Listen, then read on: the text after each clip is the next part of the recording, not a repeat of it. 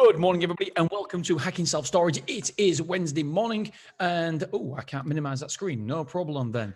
So today we're talking about my KPIs, and I've done a little bit of work on this because I wanted to tell you exactly how I see things and how I structure things in my business to support the KPIs. Now, the reason why this has come up is because obviously I've been doing a series of letting you behind the curtain of my 20% increase. So we've recently increased our prices by 20% across the board to new customers and existing customers. Why? Because we hit that 90% mark and I wanted to maximize the revenue. At the start of it, it was, it was something that it wasn't full support from the team. There was a little bit of pushback. And rightly so, by the way, because this is making their job a lot harder. But I like pushback because it challenges you as well. Never, ever fear pushback from your team because it will just solidify the correct decision. It will make you look at things, analyze things, challenge things. And ultimately, the more you get challenged, the better and more accurate your decision will be. So it's never, ever, ever run away from being someone challenging you in your team. Always allow your team to challenge upwards. I want everybody to challenge me, whether it's Vanessa who's just joined us because she might see something I don't. I want them to widen my peripheral vision, and that's what my team's job is. So firstly, you want your team to challenge you, and you want people to challenge you, because if you don't, you won't grow. So that's number one. So yes, I was met by some pushback, first of all, when I said I wanted to do this 20% increase, because obviously, why not? We're going to be 20% bigger, more expensive than Armadillo, and we really are maximizing the revenue with this. We have had, first of all, as you would expect, we did it over 6 weeks, by the way. I've checked 6 months, sorry. So check out other podcasts exactly how we did it in terms of what we did, what customers we increased at what month, because it has to be, you can't just do it all straight away because some people have only been in a month, some people have been, so people have come into your storage at different points. So therefore we've got to give a price increase at different points as well, because some have just had a price increase. We can't give them a price increase 2 months running. It just wouldn't work. So we've got to be very careful how we shell this out, this increase. So we've talked about that in previous podcasts. First of all, it had the effect you would expect, increased revenue. However, there was a dip in conversions, which you would expect. And it wasn't too worrying at first because a dip in conversion, it takes time to filter down to the revenue. However, we're now in month 3, I believe, of this price increase, and it has started to filter down into the revenue. So first of all, it was increasing every single month was a turnover by maybe £5,000 or £6,000. It continued to do that. But this month now, the trajectory we're on, we're going to be dead level for next month, for the previous month. So the growth has slowed down in terms of revenue. And that's because we're losing customers. That's because we're not getting the new customers inside the door. And so that's what I mean by supporting KPIs. So the revenue is the main KPI. However, under that, one layer deep, you have the supporting KPIs, which makes the revenue possible. And without the supporting KPIs performing well, the revenue will decrease. So the great thing about storage is you've always got warning signs. Before it actually shows in your revenue, the big KPI, if there's going to be a problem, because the supporting KPIs start to underperform. And when they underperform, it's going to filter down some point to the revenue. And so we knew that was going to happen. And it's at what point do we change things? At what point do we start adapting to the situation? So we now know that because we've lost so much square foot last month and we've also lost square foot this month, we believe now is the time to change things up. And we can tell by our supporting KPIs that the revenue will, on this trajectory next month, it won't grow. So it's stabilized at the minute, even including the price increases, it's only stabilized. You'd expect it to still increase the revenue, but because of the square foot we've lost, it has now started to decrease. And so next month, on this trajectory, we will actually lose revenue from one month to the next, from August to September. We will lose revenue. Don't get me wrong, you expect to lose some revenue in the wintertime anyway, but at the minute, it's got to be a concern. It's got to be a concern, as in we've got to do something about it. We can't sit our hands, and when we know that supporting KPIs aren't performing well. When I was talking about this, excuse me, on previous podcasts, I got so many emails asking me, okay, Dean, what is your supporting KPIs?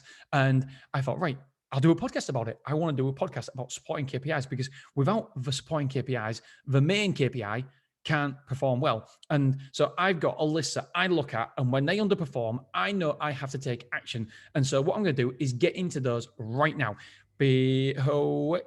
I'll do it straight after a word from our sponsor. I'm going to take a glass of water. Here we go.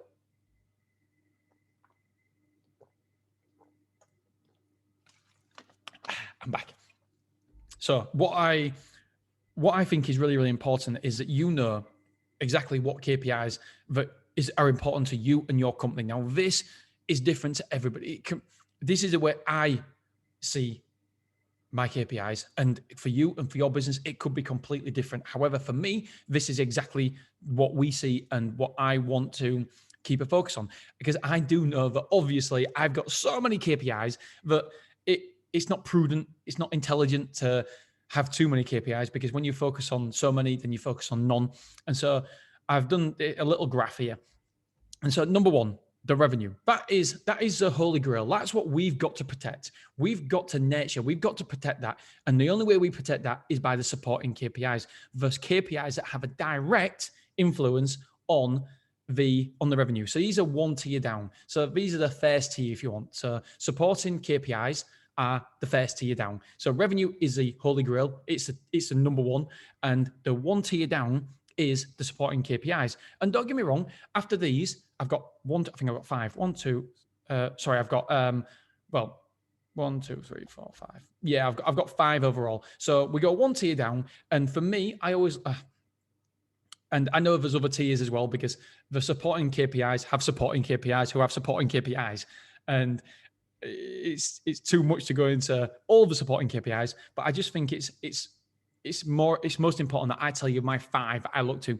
So revenue. So obviously that includes insurance and rent. So I want to be looking at the insurance and rent. What are we making from month to month? I want to make sure that to give you some sort of idea how much I want to take from my insurance, and I know we do particularly well in this area. I want my insurance to be 15% or over of the. So if you look at the rent, I want to take 15% of the rent. The overall revenue. If you look at the overall revenue, I want 15% of that to be insurance. That's what I want, and we smash that all the time. Well, not smash it, but we're above that. Very, very few people are in the same position. I talked to so many independents, and they asked me how do we do it, and I've done loads of episodes about insurance. I won't get into it, but it's not as hard as you think, and it's your mindset as well. When you realize that you're doing the correct thing for the customer by making sure they're correctly insuring their belongings, then it opens up a lot of revenue for yourself. So that's number one, is revenue. Number 2, this is where it's going to surprise people here. Number 2 is quotes. That's so one down, tier 1. My biggest supporting KPI is quotes. It's quotes. Without quotes, it is literally the petrol of your business. If you don't have quotes, you have nothing. You have nothing. So first of all, if anything breaks with that, for example, we had a problem with a website where the website was down. I can't get any quotes. So that for me is an emergency. Everything else stops on my day because we can't feed the machine. It feeds the machine, does quotes. And if something isn't allowing me to feed the machine, i.e. website down, then everything else goes off my desk that day. I don't care where I am, what I'm doing. I pull over. I remember I just pulled into a service station and I was supposed to be home for a meeting and stuff. And I got an email from Angela saying that the website's down. That was it. Cancel the meeting. I was emailing, I was phoning, I was trying to get the website back up and running. I was wondering what the problem was, and everything else just went out the window because I knew that I had to sort that one thing out, because I've got to feed the beast. You've got to feed the beast. Feed the beast, my friends. And you do that with quotes. That is your food. That is your blood. That is everything to you. So if you don't have quotes, you have nothing. So at the minute, last week we got 60 quotes. So we're feeding the beast. So I can tick the revenue. Revenue is good. I can tick quotes. The quotes are good. So I know, first of all, my top 2 tiers are good this month. However, I know my revenue isn't going to perform if my tier 2 isn't performing well, my supporting KPIs. So quotes are good. We know that's not a problem. So I don't need to worry about that. That includes my advertising, my pay-per-clicks, my everything. I know everything there is performing well. So I don't need to delve down deep in too much into that, where the quotes come from, how the quotes, I know that it's performing well. See, I don't just throw this stuff together, I don't just run a self-storage and think, that's it. There's so much more to run. I was talking to somebody in finance and it was like to me, well, it's not really that hard to run a self-storage, isn't it? And I thought, you know what, just go with it because yes, it's not hard to run a self-storage business per se, but to be a very high functioning and high performing self-storage business, then there's a lot more to it. And that's the beauty because most people don't have this much thought behind it and just think, yeah, it's okay, we'll run a self-storage. No, there's more to it than that. So there's layers and layers and layers. And the great thing is I get so excited because when one part of a machine is broken, I can tear that layer back and think, oh yeah, it's broken because of this. Oh yeah, it's done this. And then I can tear, like if a quotes weren't coming in, I could have a look and think, right, okay, I need to deep dive. I need to open that quote box and think, right, where do we get our quotes from? What's performing? What's not? What's happening? Is a click-through good? Is there something wrong with the website? Is the website not performing anymore? Do we need to structure the website better? Do we need to have a look at Hotjar and see where people are clicking? It's fantastic because when you see your business in this sort of mathematical way, I get so excited because you can just open that box. You can open that little box for that KPI and think, okay, what is affecting that KPI? And we can dive down there. We can have a look. Quotes, we don't need to. We don't need to have a look at that. We're fine with quotes. Right, so next here is I've got 4 here. I've got conversions, I've got chain rate, I've got store occupancy, and I've got square foot moved in. So square foot moved in, chain rate, square foot moved out, store occupancy, and conversions. Right, so conversions, I love this. I absolutely love this. It fires me up. It really does. Right, conversions. Obviously, I've got 2 sorts of conversions. I've got quotes to move-ins and quotes to reservations. To be honest, the most important one is quotes to move-ins, but that gets fed by quotes to reservations. So there's kind of 2 tiers in that as well, because quotes to move-ins can't perform well if quotes to reservations aren't moving well. So that little box has 2. Right, what affects that? Is it this? There's so many things. It's brilliant. You can just look back and think, right, okay, what's looking at that? What's affecting that? What's hindering that? What we're doing good, what we're doing bad, where can we improve? What's the issues? And straight away, you can open that little box and think, right, is it the sales technique? Have we changed the sales process? Have we changed the way we answer phones? Because sometimes we test things. Some things work good, some things work not as good. And so are we doing something bad? Are we doing something? There was something that a couple of weeks ago that we was reserving too many people. We was reserving almost everybody, not everybody, but we knew it wasn't a good fit, and they ended up not turning up, and so affected. So it's so good. It's so good. So conversions, we look at that. Are we performing well? And at the minute, it's across. So straight away, what's affecting the conversions? I know it's not sales process. I know it's not anything to do with that. I know it's not anything else other than, I know my team are good. My team are not good. They're bloody great. Absolutely great. So I know conversions is something to do with price. So what have we done now? We've adapted. We've said, right, no, we're not accepting this anymore. Conversions are low. We need to change something. We need to change it now. So we brought back 50%. There was an argument either we take some money off the price, so we lower the price, or we put 50% off. I've done another podcast about that, and I decided 50% off was better. One team member agreed, the other team member didn't. So it's 50-50 split. And so, yeah, we went that way. The chain rate, again, yes. Is the chain rate particularly high? I'm still waiting for, anytime now, I'll be getting last month's figures, and it'll tell me exactly the chain rate. We've got a little bit of an inkling here that because of a price increase, some people haven't told us they're upset. And so we've opened the box of chain and thought, is it too high? Is it not too high? Let's just have a look. Let's have a look in it, because if a chain was okay, I don't need to dive down into that box. I don't need to look at it. I know it's acceptable. I know it's in line to what we've been doing recently. Before I've got the chain rate, the official chain rate, because it comes on the monthly figures, I've decided to open that box anyway and think, right, can we do better? Is it something to do with price increases? Are people upset and leaving without telling us they're upset and leaving? Because most people won't complain about a price increase. So everybody says on every podcast in self-storage, put price increases through. Nobody complains. Yeah, they don't complain, but they might move out. And so we need that data. We're chasing up Space Manager today, actually yesterday, Tuesday, to find out, because we're getting a report. Every single move out, we want to know, when was their last price increase? Is there any correlation between the price increases and them moving out? We need to see that, because otherwise we know that there could be a problem there. So chain is a question mark. We don't know at the minute. We don't know if that's a problem. So store occupancy. That's obviously important, because price per square foot, etc. That feeds into revenue, and the price per square, the store occupancy is going down at the minute. So we know we need to look at the reasons why, and we know it's something to do with conversions and churn rate. It all feeds into each other. All these KPIs feed into each other, and we can just lift the box and lift the lid, and it's not complicated.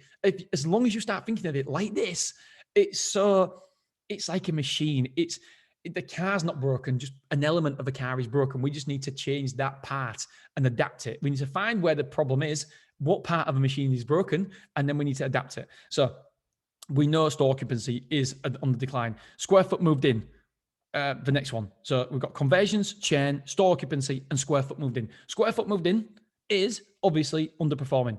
Why is it underperforming? It's because of the conversions. What's wrong with the conversions? We believe it's something to do with price, because we're getting the quotes, everything else is working. So we now know, after this deep dive of looking at what's the reason why, and there could be 1,000,001 reasons why your store isn't performing well. But once you segregate the problem, then you can change it. So we've isolated, not segregated, it's probably the better word. And we've isolated the problem, and we thought, okay, we need to bring back something. We need to do something. And what we've done is brought back half price offer. Bosh, half price offer will change all this. Will change our fortunes. The reason why we've done it so quickly as well, because normally 88% full, you think, oh yeah, it's okay. But we've got to take advantage of the amount of quotes we're getting. We're still in the summertime. We're still in peak season. So we need to take advantage of the quotes coming in, because at the minute we're losing a lot of these quotes. They're going elsewhere. So we need to take advantage of them. And we do that by doing something now, changing something now. Hence the reason we brought back the half price offer. So yeah, I'll have to do some sort of training on this, because I really, the more and more I've just been talking about it, it's like a therapy session for me. The more and more I'm thinking, yes, this is good. We deep dive into different boxes, and we know what the problem is, and we can adapt, and we can isolate, we can change. Anyway, so that, my friends, is the update on my 20%. And also it's an update on the supporting KPIs, what my supporting KPIs. And yes, I know that people are going to be shouting at the screen saying, I've got it written down here, price per square foot, Dean, price per square foot. Yes. That's from an aerial view, a managerial view, but I'm talking operational views, and it's slightly different. Of course, price per square foot makes a massive difference, but all these, price per square foot for me is like the revenue. It's a holy grail. It's part of a revenue. It's in that revenue box. If I open the box, whoop, here we go. There we go. Price per square foot. And also insurance. So yes, it is important, but for me, it clubs into the revenue, higher management. This is operational. If you've been watching this on YouTube or on LinkedIn, I have literally been throwing my arms around. I get so passionate about this. I absolutely love it. And if you get this right, if you get self-storage right, man, the world is your oyster. You have an amazing life to live. And it just gives you so many opportunities. Right, guys, girls, hit me up, deanbooty@icloud.com.